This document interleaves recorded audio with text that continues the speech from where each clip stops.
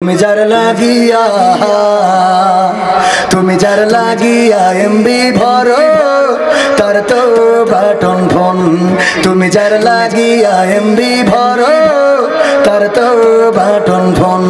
ওরে কেমন করে বুঝবে রে সে, কেমন করে বুঝবে রে সে ডিজিটাল তোর মন। তুমি যার লাগিয়া এমবি ভরো তার তো বাটন ফোন। তুমি যার লাগিয়া এমবি ভরো তার তো বাটন ফোন। মেসেজ দিলে সিন করে না, দেয় না তো রিপ্লাই। ভিডিও কলে বলবা কথা, ক্যামেরা তার নাই রে, ক্যামেরা তার নাই। মেসেজ দিলে সিন করে না, দেয় না তো রিপ্লাই। ভিডিও কলে বলবা কথা, ক্যামেরা তার নাই রে, ক্যামেরা তার নাই।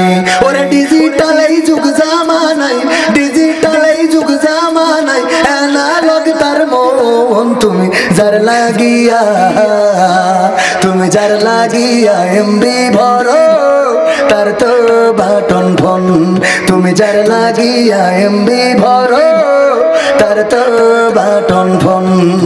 প্রেম প্রীতি ভালোবাসা বিয়ের আগে নয়, মনের মধ্যে রাখো তুমি আল্লাহ তাআলার ভয় রে, পরকালের ভয়। এত আস্তে বললে হবে না, আরো জোরে।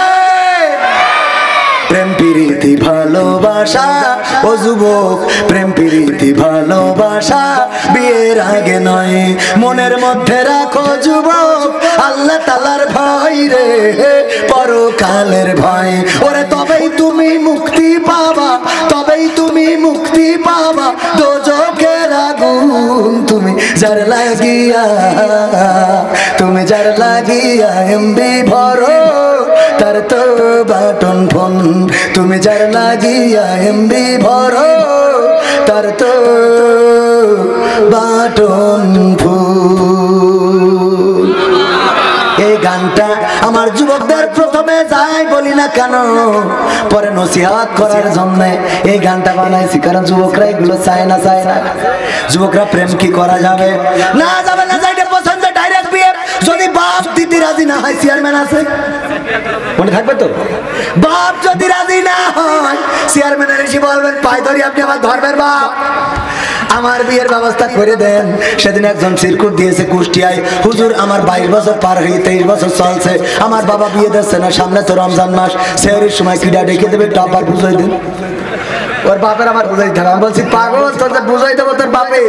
রোজার মাসে সেহরির সময় ডেকে দিয়ে এটা যেমন ঠিক, আবার রোজার মাসে উল্টো পাল্টা করলে তো রোজা ভেঙে যাবে, 60টা রোজা থাকতে হবে, তো হিসেব করতে হবে।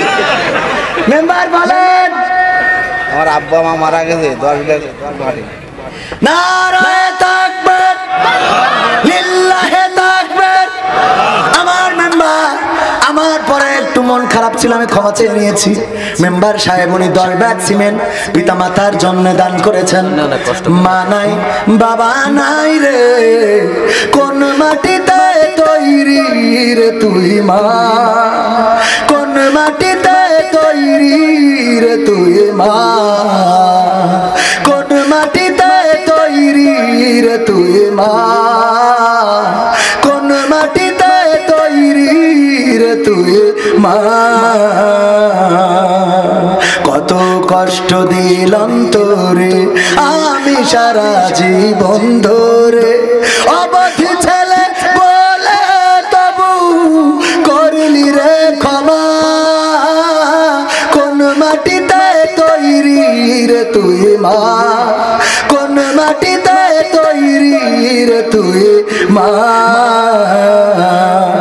শোনাবো না আমার ভাই, আমার মেম্বার সাহেব মাও নাই বাবাও নাই, মা বাবার নামে 10 ব্যাগ সিমেন্ট মাদ্রাসায় দিলেন এবং মাদ্রাসার জন্য অনেক কষ্ট করেন। আল্লাহ দানকে কবুল করে নাও, অনেক খেয়াল দিয়ে দাও, পিতা মাতার কবরকে জান্নাতের বাগান বানিয়ে দাও। আল্লাহ রাব্বুল আলামিন শরীরটা সুস্থ রেখে দাও, সন্তানাদি স্ত্রী পরিবার পরিজনকে কবুল করে নাও। আল্লাহ ম্যাডামের সাথে কোনোদিন যেন ফাইট না হয় তৌফিক দান করে দাও। বলেন আমি আবু বকর গাজী কষ্ট করেছে, আমি কি করবো তাহলে? ওনার জন্য দোয়া করতে হবে। আবু বকর গাজী মাদ্রাসার জন্য কষ্ট করে প্রথম বা আমার প্রধান বক্তা শেখ আব্দুল্লাহ আল মামুন ভাই অত্যন্ত সুন্দর মানুষ, হৃদয় চমৎকার, হৃদয়ের আর মনে আছে এত টাইম তেজ মেরে দিয়ে কোন চমৎকার হৃদয়। আমার ভাইজান অনেক ভালো মানুষ, এখনো বসে আছেন। ভাইজান দোয়া করবেন, আমিও মুসাফির মানুষ, দোয়া করে দিই আল্লাহ রাব্বুল আলামিন আমার ভাইজানের কষ্টকে কবুল করে নিন, বলেন আমিন। আর সর্বশেষ আমার ভাইজান যদি একটু হাত বাড়ায়, পকেটের মধ্যে যা আছে গড়ে দিয়ে দেবেন। আমার গোলাম রাব্বানি ভাই বললো যা আছে পকেটে দিয়ে দেন, প্যাকেটে একজন 2 প্যাকেট আকিস বিড়ি দিয়ে আবার লিখে দেস কি হুজুর আমার 2 প্যাকেট আকিস বিড়ি ছিল শেষ সম্বল রংপুরি, বলছে আমার আর কোনো কিছু নেই, 2 প্যাকেট আকিস বিড়ি সকালে না খালি হাগাও হবে না, তাও আমি দিয়ে দিলাম।